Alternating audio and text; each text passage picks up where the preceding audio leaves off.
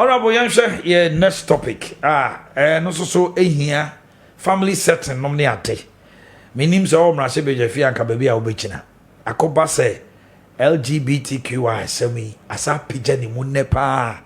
Na de aye nipa bebre wan wa say ekuku dam bi omo ma ha professors ni doctors no lawyers ekuku dam no mo de krata akoma mrase bejefo say omutia anti-gay bill no omo pass no. You're right.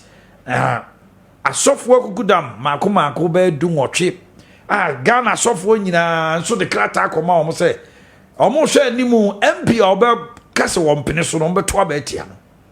They have almost about 70% of the population omo to about Ghana. Omo so omo kache na nado say beto nanim so a onsan nyesa ade no wansan ne no wasan warrant ama MPP mamintio sa adewe my unfortunate. See, I do this stage. If at Domo so we push agenda no, maybe take the front burners now about up for discussions. Yeah, at this stage. You've more advocating for Sana. Social scientists now. Sana and baby brain stages are or more money be a feminine. So stage now. This is your more pushy. Say topical issue for discussion. For discussions. Then chairman for Anthony Maso. Exactly. Timiko baby near be discuss now. Miko program we catch on so no dey discuss something else. Because you discuss on na ye boa to accomplish their mission. And your mobile tie at this stage in Ghana, ni so mbenyanko for bebre. Be accept this practice no. And some person mobile tie ni say e be topical issue maya discuss keke. No be able say almost around. Inti ye better cry ye bekan wasemi yesusu jaguma momo. Omo parent they are using us to discuss to achieve their goal. Otherwise, Henka, the ratings are the way. I mean, from Bible time. Yeah. Yes, it has been around all this. Obenye nipebia, omo pese, omo pushi that agenda no. From all that is more or less from creation no. And so, into me, enya grounding, kesiye, worldwide acceptance.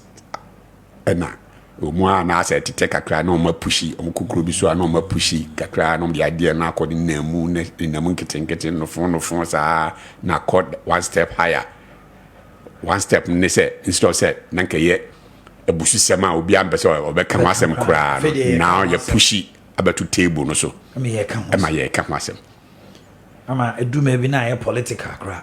Iti ye kan wasem sa na ebedu stage bi no. People will no longer see anything wrong with it. Oh yes. Na say unim say ye nyina kra growing up no.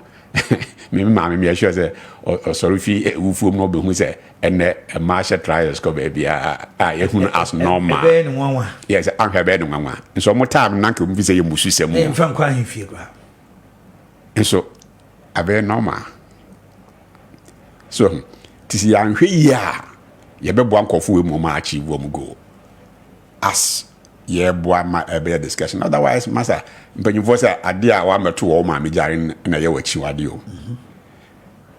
Ade bia wa meto wo ma because service obi o bi no panche maybe a me tie bia me nwekra man ana me nwe wo. Why? Because ye wo me no man who say me ma me no wo ana say intino obi anyine onim fufu di nya say bia because we are nibida. Yes. And so beko baby no ebi a wa na say krama no so right from ne nkrabrem no and the demand intino onchi.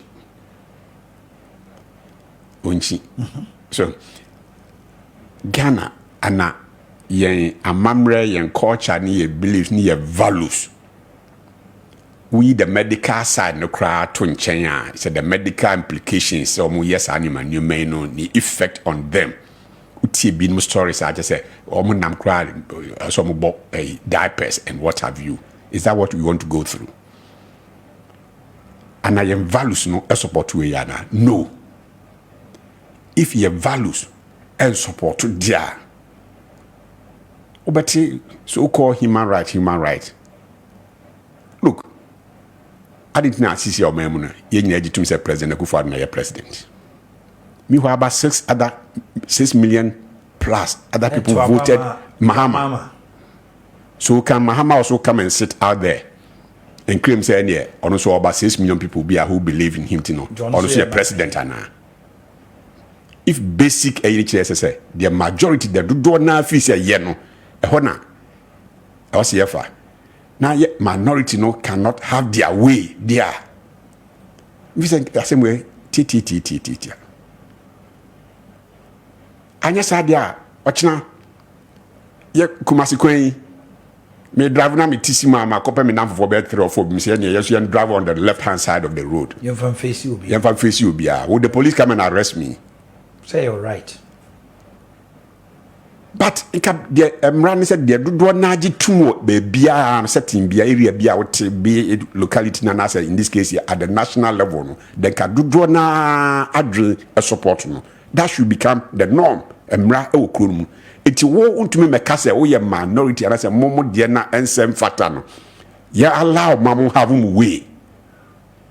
You started to source some of such things so and am ka bedu baby no obi you go parliament na dia dinya majority minority you have your say but majority you have their way and majority way no so na the norm and be the law. Uko parliament the loan be bad 20 votes against it now 140 votes for it. I mean that is how we go it. I was a member of parliament not that because I was getting 100% votes. No. You better bani bia no nya 60% or whatever 40 be to tiao. And so many Nigeria to say, "One it is the person to be recognized as the MP for the area and becomes me." It is Sahana if majority of Ghanaians and supported this idea. It means I say me a passes I'm running me etia. These people should not come and say no. That's why majority feels it this way no. Yes or no, yeah, you're right. Who already an American? I will also go out there and say, "I'm all right. I may drive on. I feel I may drive on the left hand side of the road." And I'm what? It's when they 88 me sure say eco parliament a benya majority support against these things. Abrofo no wade nyina ho kwan ba nyina na fata yi no. Nye bibia ombekukuru afi omkrom so omde brain bia na say ye huri so. Ye nyanso yen kai values. So really, you know, if they do really care, say don't care, you might blah blah blah. You see, you plan. Come for ship we miss it tamai.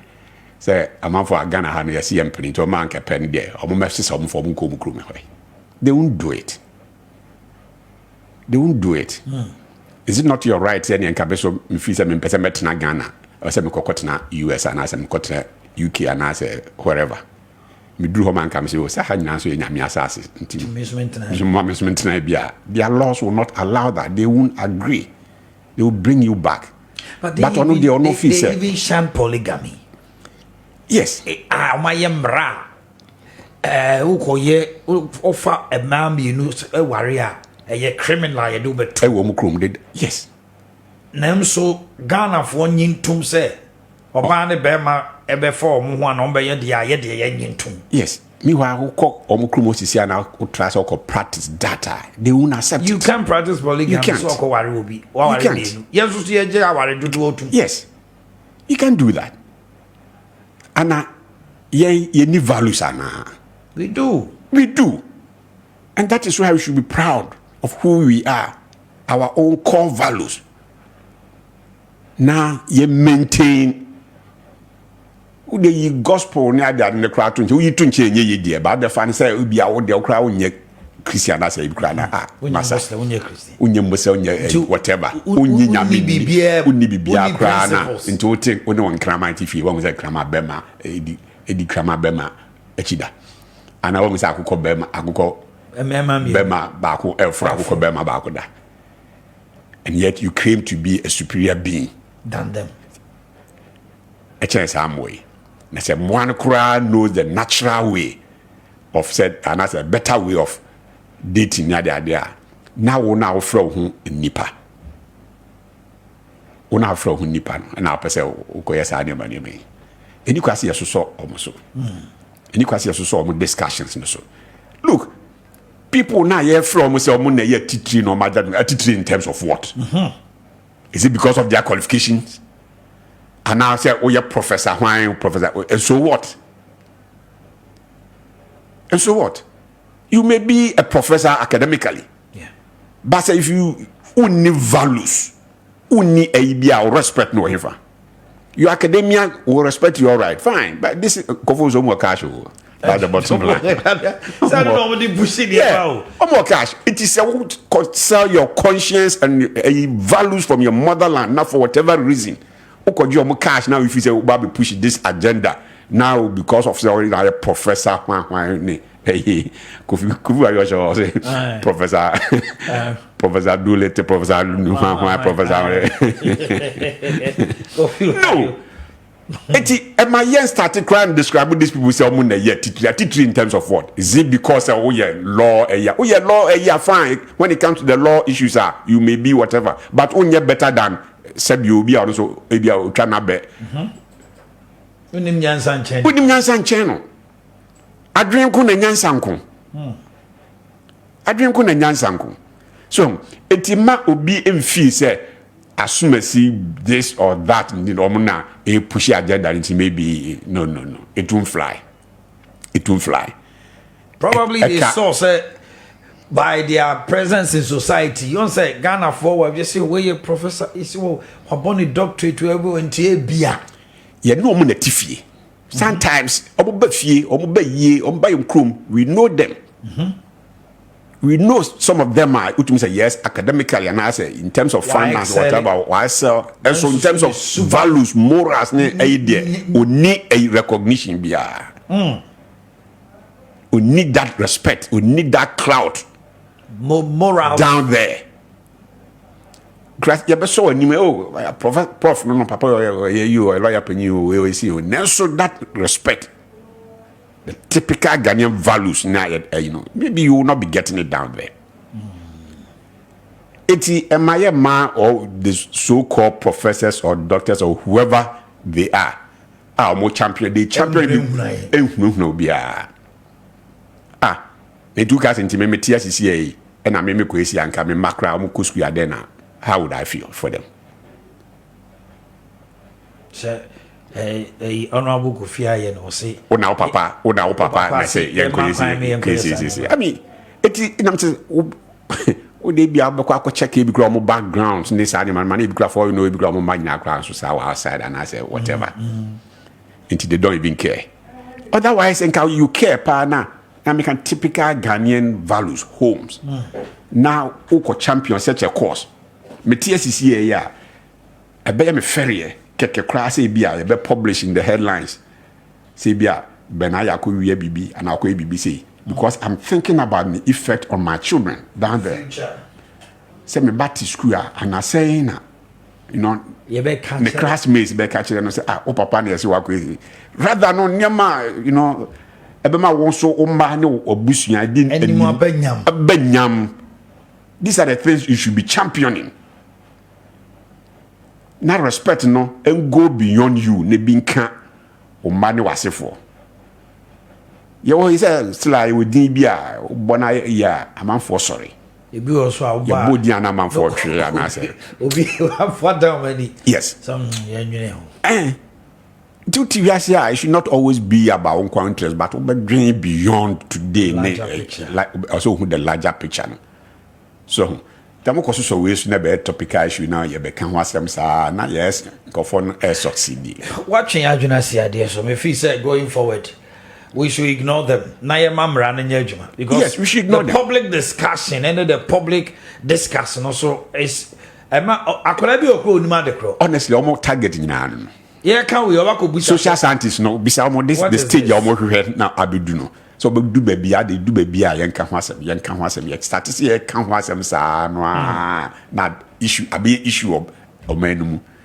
na fe people started they don't even see anything wrong with it because with time Gobel said something 1,000 lies told becomes a truth you can see more almost our platform all right and yes because the dream hokra it's a medical side no and no here the experts no okay. no ma be ka sa ansem no mo hu say o here en paibo ye rena so meda honorable Kofi Aye asepa na